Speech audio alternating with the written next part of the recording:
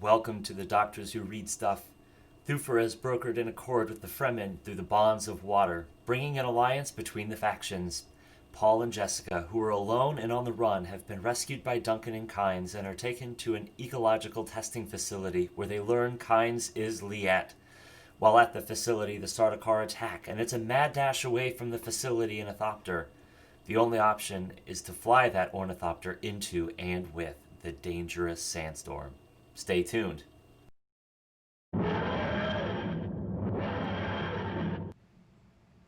Okay, we are the Doctors Who Read Stuff. My name is Chris. And I'm Chip. And I'm Brian. So, before we jump in, we haven't done this in a little while, but we are going to take a second to recognize Nick Eimerman Design Company, who has provided the logo and graphics for our show. Please visit nimerman.com or @nimerman_design on Instagram if you need some graphic design awesomeness. Anyway, sorry, I wanted to take a minute to do that. Awesome. I think he even designed the shirt that you're wearing tonight. Oh yeah, he did. Totally did. Oh, fancy. He does good work. Yeah. He does. like it. Yeah. So this is a pretty Paul and Jessica heavy set of sections, but we've got like this little like intermission kind of with Thufir where we get some really good information. But So we're covering kind of the first two or three scenes in book 2, right? yes, the Right. first 3. Yeah. Yeah. That's helpful. Thank you. And Just looking out for you. I appreciate it. I do. Somebody's got to, right, Brian? Yeah. I Facts. appreciate it, Chip. You keep him on the straight and narrow. Yeah, the Paul and Jessica scene, that first one in book 2, is a short one. It really is just focusing on, the fact that Paul is still like kind of like hyper focused. He's in the zone almost. And Is this where he's kind of wrestling with present memory versus prescient memory, and whether he's kind of living in the now or trying to look ahead and he can't quite see where I think so. things yeah. are going? Yeah, Yeah. that sounds about right. And he's kind of like cursing himself because he's relying too much on like the vision of the future. Yeah. Right. Mm-hmm. And not being caught in the now or Yeah. wholly in the now.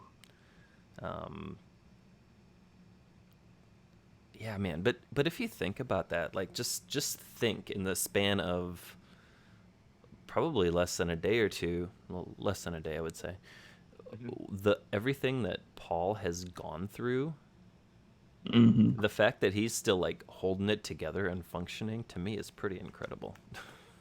That's a good point. Yeah. Actually, it kind of reminded me a little bit of, there's a TV show called Limitless, where it kind of seemed like, and there's even a movie with it with Bradley Cooper, but, like the Yeah. spice almost seems like that ability to almost slow time down, like you get so lost in your thoughts that you really have a hard time telling what's real and what's not real. And yeah, he's really like, a lot of it's just internal dialogue in that first section, but you still get the sense that they're on the run. It hasn't been that long since they, escaped the Well, because I think that, if we think about the attack on Arakeen, they escaped. We know they've spent at least one night in the desert. I think this is probably like just the next day, isn't it? Mhm. So it's been like maybe, I don't know how hours are measured on Arrakis or how time is measured, but in our time, it's probably like a 24-hour cycle, maybe. Right, but this is a section where they're in the tent and the sand has covered it overnight, right? So this would just be the next morning then, Yeah. really. yeah. Yeah. But yeah, I mean, it's and I think it ends with them basically with the realization that they're being hunted by the Harkonnens and they have to move. Yeah. Yes. Because Paul made the comment something like, Duncan said he could hold out this long if he got captured. So Right. And it's been that long, Right. so we need to go. yeah. But we'll come back to Duncan. We will. We will come back. I really kind of liked this next session with Thufir and this Fremen dude. Because... So Thufir's the Mentat, right? Correct. Yeah. But he gets into this, like, kind of self-reflection zone where he's pondering the attack, and he said, they expected, 10 brigades and maybe one additional lighter, which is a kind of ship, and in actuality they had close to 2,000 ships, lighters, frigates, scouts, monitors, troop carriers, jump boxes. They had 100 brigades and 10 legions, so 10 times again what they thought they'd bring. And he was just doing some mental computation, and he said the entire spice income of Arrakis for 50 years might pay for that attack, which is bonkers. Yeah. And isn't it here too? He recognizes that there were Sardaukar involved, so that the Emperor had some hand that he played here, and that it wasn't just the Harkonnens acting on their own. I can't remember what. 50 years worth of the entire yearly income of Arrakis. That's amazing. And this is where I think Brian mentioned this at the beginning. This is where Hawat kind of presses them to take away the dead bodies of the Atreides troops in order to reuse the water, and he agrees. That's what the Fremen want, and Hawat kind of reluctantly agrees, and it kind of secures that bond between the Fremen and the remaining Atreides loyalists. Yeah. But then what? Yeah. Oh, that was just a fascinating section. Like, that was a straight out of like the history books sort of play where it was almost a flippant. Yeah, like, all right, go ahead, take the water off them. But then through that they form, and I like the phrase "bond of water" or "bonds of water." Just that like brotherhood that they then share by taking in the water from the opposing side or the other team's dead.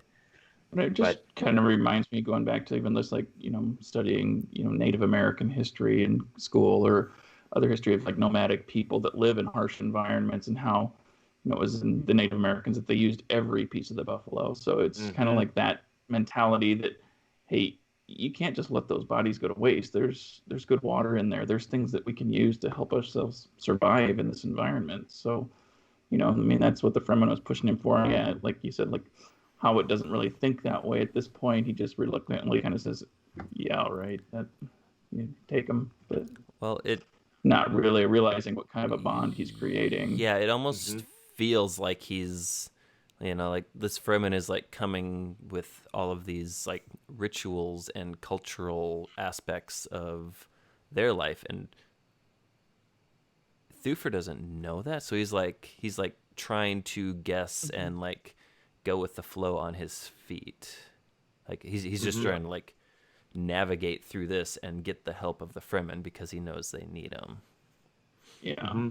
But at this point, I guess I don't know how many Atreides men are even left. I know we know Thufir's there. There's got to be a few others, or I don't know if it's hundreds, tens. I'm guessing it's not thousands. Yeah. So I guess I didn't really get a sense of how many Atreides men have survived at this point, but it's handful struggling to survive, I'm guessing. Yeah. Not many. But man, there was sorry, I was just going to say there was one point where the Fremen was saying that they took an artillery weapon from the Harkonnens, and Thufir, knowing that there were Sardaukar in there, was surprised that the Fremen lost 2 men and they killed over 100 of the Harkonnens, including some Sardaukar. And when Thufir pointed that out, that there were Sardaukar in there, the Fremen was like giddy. He was like, "Ooh, really? Ooh, do you know which legion they're from?" Yeah. And then he said they captured 3 of them. Captured 3 Sardaukar. And that's, I think, where kind of the light bulb went on for Thufir. He's like, holy crap, these guys can hang. Yeah. And this kind of juxtaposes with some scenes coming up where the Baron and his people still don't think the Fremen are a big deal. They're just, a few scattered tribes of nomads that live out in the desert. There's no threat there. Yeah. Yep. But my favorite scene of like the, oh my gosh, I had no idea what I was doing was when Hawat witnessed a team of them. As you said, they took over an ornithopter, and that's when they flew it into. And all I Yeah. could think of was like a big airship full of, or like a big just tank full of Sardaukar. And Yeah, I think it's like a big troop carrier, isn't it? yeah, Yeah. And it's just like, what, like 3 or 4 Fremen that are able to take this ornithopter and pull this off.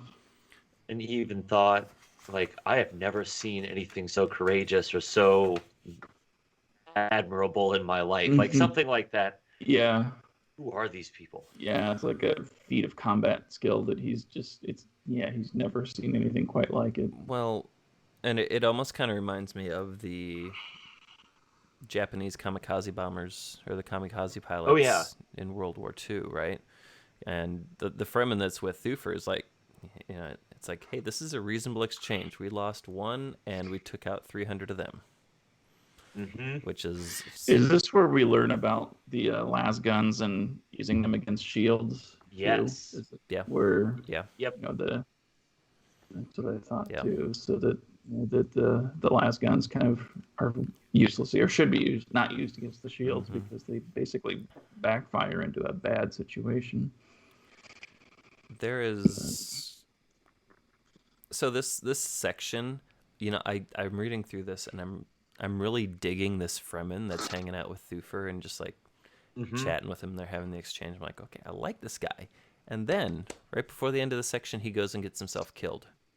Like, well, he doesn't go and get himself killed. He's just like hanging out there and he takes like a knife to the throat or he gets shot or something like that. Yeah. And Thufir gets hit by a stunner projectile, and that's how the section ends. So I think the Sardaukar kind of attack and drop down from above. And yeah, and I think it's pretty much assumed at this point that they've captured Hawat.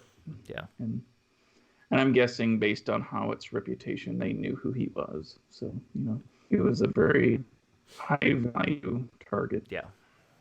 As a prisoner. But this takes us back to Paul. And this is where Duncan makes his entrance. Because they're going across the desert and this Thopter comes through and it's like this crazy skidding landing and Paul's like, oh, it's Duncan. Yeah. Because at first he wasn't sure. He was telling me, he's like, oh, don't move. We need to, because he's thinking it's the Harkonnens or Sardaukar coming back after him. And, Oh, I need a T-shirt that says Arrakis runs on Duncan. That would be pretty funny. Nice. But this is also an interesting chapter because Duncan takes them to what is it? It's one of the locations that Leto wanted to use to leverage against the Harkonnens, I think. They call them, aren't they, like ecological testing facilities? Yeah, that sounds right. Yeah. Something along that And line. you might have actually mentioned that in your intro, Brian. Yes. Well, and the reason why I said that is because they walk in and no one seems to know where they're at, and then all of a sudden Paul notices all of the like scientific lab experiment stuff on the wall, and Kynes seems right at home there, and people there seem to know him, and yeah, so it's very much like Kynes' lab or one of them. Yeah. But as they're traversing out and going toward this, Duncan is like, because he knows Leto's dead. He knows Paul is the Duke now, and he's like, here, you can take my shield. And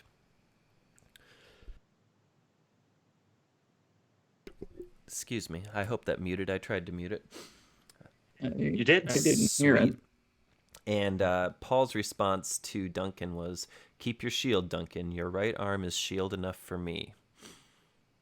And from Jessica's point of view, she sees Duncan like stand up a little straighter and like get a little bit closer, and she marvels at how, like his father, he can just like instill this loyalty. And he's only And 15. he's 15, yeah. Yeah, and so this is where he's kind of pushing Kynes a little bit. Don't they have kind of a discussion? And Yeah. Paul really wants to use the Fremen as a way to blackmail the Emperor. I mean, basically to push back and basically take Arrakis back and control the spice and, Well, and do everything that he's destined to do. his plan is even more grandiose. He's like, look, I can get on the throne, and then we can do whatever the heck you want to Arrakis. Yeah. And I think he oversteps, and like Kynes says something, and he's like, I apologize. And at that point, Kynes is like, no, the Harkonnens never apologized. But yeah, that's But right. there was something I wanted to bring up in this section, because in the upcoming movie, Kynes is actually female. They did a gender swap on the character. Which, when you think about it, I mean, let's go back to Stephen King's Dark Tower, the Gunslinger. When they did the movie, and they made Idris Elba, when he was the gunslinger, Roland, there was some conversation because later on in that series, he encounters a disabled black woman, and there are some racial tensions that happen, and people are like, well, what are they going to do about that? But I don't really think anybody can throw any of that stuff at this casting choice, because there doesn't seem to be anything overtly like that. And I'm always kind of excited when they do something like this with the casting. It's like, you know what, let's change this up a little bit. I mean, look at Starbuck from Battlestar Galactica. That was brilliant.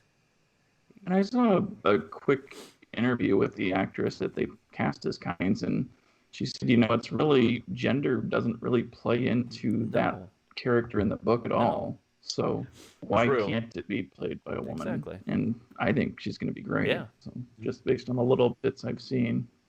Yep. I mean, the trailer itself just looks amazing. It looks epic. We've actually discussed whether or not we're going to do just an episode talking about the trailer, breaking it down, trying to relate scenes back to places in the books. So if you're watching and that's something that you would like to see from us, feel free to let us know in the comments.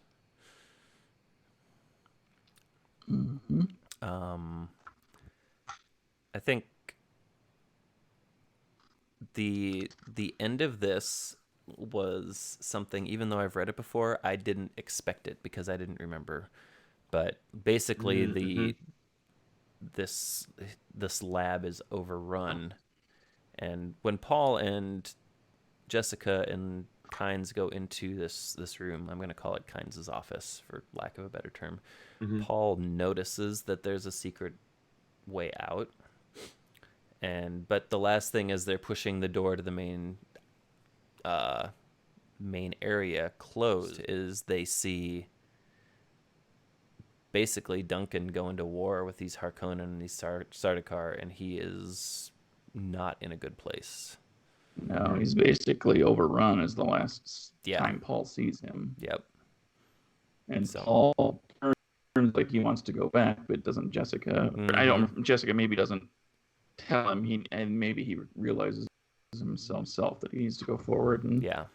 But I know Jessica says something to him that, if you're captured or something happens to you, you'll never avenge your father or Duncan or any of the Atreides loyalists. And so they separate from Kynes, and he says at the end of this tunnel, you're gonna find a Thufir, and you've got to fly this thing into the storm, because that's the only way you're gonna lose them. And for for Isn't it where he says if you fly high enough into the storm, you you can can kind of ride it. navigate? Yeah. Yep. But like from the point they got to Arrakis, all they've heard is how deadly the storms are. They can basically chew through metal, and they will like rip flesh off the bone. And now Kynes is like, hey, go fly into one. Yeah. Don't cross the streams. Yes. Wait, I thought crossing the streams was bad. Yeah. So next time we're going to be discussing the following two sections. I think, is this the first time, before we go sorry. to next time, isn't this the first time we hear the fear is the mind killer mantra? The full, I can't remember, because that's where this scene ends with Paul kind of reciting that litany. The fear is the mind killer, fear is the little death that brings total obliteration. I'm not able to see it. I will face my fear. I will permit it to pass over me and through You're me. right, because And when it has gone past me, I will turn to see fear's path. Where the fear is gone, there will be nothing. Only I will remain. I think that's the first time we get the whole litany. I know we've heard the fear is the mind killer pieces, or phrases here and there. Yeah, well, prior to this. the very beginning, right, when he goes in front of the Reverend Mother. And then I think Jessica's reciting it to herself as well when they're in the Thufir, and she hears him saying it as he is piloting it. So yeah, you're right. That is the first time we hear Good the call. first thing, the whole thing rather. Forgot about that. the whole The thing. whole thing. The whole shebang. Can I do the next time thing now? You Okay, can. cool. Sorry. No, you're fine. It was a good call out. Hey, Chris, why don't you do the next time? You know thing? what? I want you to stop telling me what to do. And Brian can do the Alonzi thing. All right. All right, fine. So, next time we're covering the following two sections of the book. The first deals with Baron Harkonnen learning about what has transpired with Paul and Jessica and Thufir. And then, what happens when Paul and Jessica hit the storm? Do they make it? We assume they do because there's a lot of book left. But check in with us next week. We'll discuss it. And if you have any comments, you can leave them below.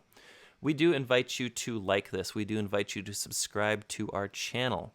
And we are coming at you every week with discussing Dune, as well as some other content we've got in the works. We've been doing some reviews, some shorter 10 to 12-minute episodes on some books. So please check those out as well. And, as always, we look forward to seeing you next time. Until then, Alonzi.